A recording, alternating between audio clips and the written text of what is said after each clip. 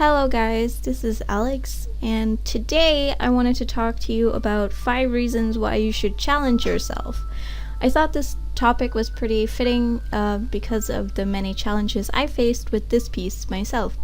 So, before we get into it, I just wanted to say that this video is up on Patreon in a 30-minute version where I also talk about this, but also a lot of other things. I will also be making a grass tutorial to accompany this video, so that will be up sometime next week, I assume.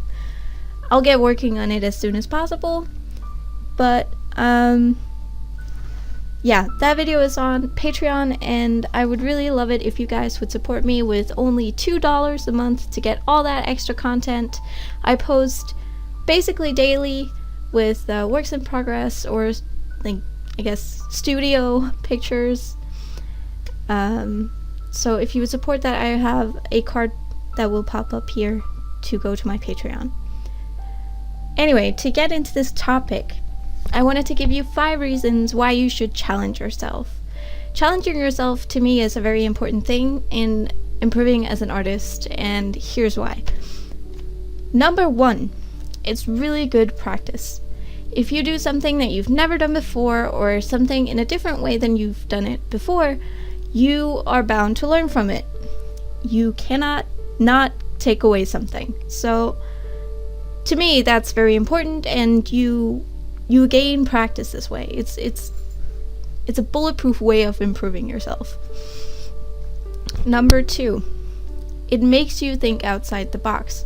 What I mean by this is, if you come across a problem or come across something you've not really faced before, you are more likely to find a solution because you've tried more things. You've tried a different struggle where you might have handled it in a similar way, and this way you kind of learn how to problem solve. And you also learn to not be afraid to add things to your artwork that you normally wouldn't draw, or something that you haven't drawn before, or you think of something completely new based on things you have drawn before, because you've actually done stuff that you're not necessarily comfortable with or have tried before.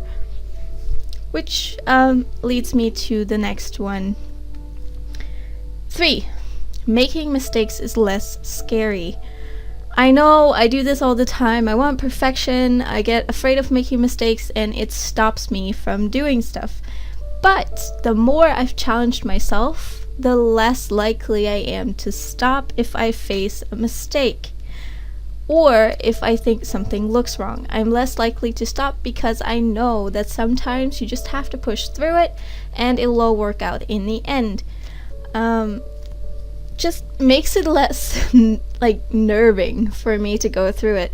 Like the entire process, even if you're trying something new and you don't know how to do it, because you've experimented before, you know that sometimes it turns out great and sometimes it doesn't, and that's okay. You don't die if you make a mistake. You don't need to get all anxious. It's fine. At least you've learned something, right? So in that manner, it actually helps you become less afraid of making mistakes and gives you more courage to try something else that you haven't tried before. Number 4, nothing seems impossible. You're used to leaving your comfort zone when you challenge yourself, so in that way you are less likely to give up or not try something, and it just makes your boundaries basically non-existent.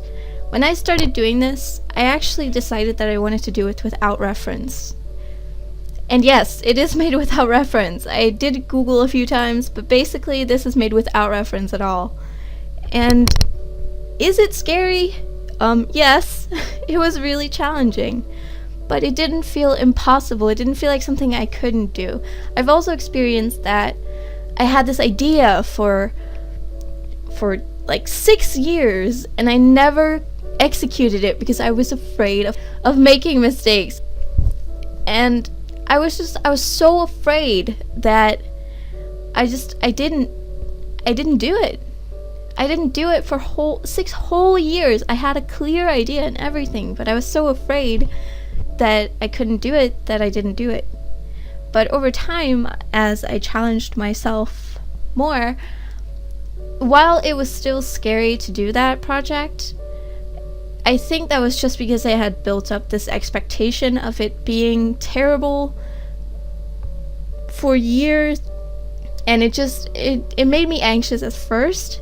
But as soon as I got into it, like really into it, and got really working on that project, I actually finished it and I was happy with it. I'm still happy with it. And I was so relieved afterward as well, because I felt like I could do anything. I could conquer the world. So even if you sit there and get anxiety attacks like I did for just drawing in like 30-second segments, I was shaking. I was almost gonna cry, and I was just so afraid of messing it up. And I took breaks. It was fine. I decided to push through because I knew that I couldn't not do it. I had to make this project because it kept being in my head. I couldn't let go. And I think that was a very, very smart decision. And it really did teach me that you can do it, but it's not easy necessarily. But it's not impossible either. And the last one is, it makes you more creative. If you challenge yourself, you are more likely to draw something you haven't drawn before, or come up with something without being afraid of making it. Like, let's say that, let's choose something unusual. If you want to draw a dog that has bat wings and a flower crown and a toucan beak and and hooves and lots of jewelry, you're just, it's very, that's an extreme idea, but it's very scary to do something like that because there's a lot of elements. If you've never drawn a toucan beak, it can be pretty scary to do one.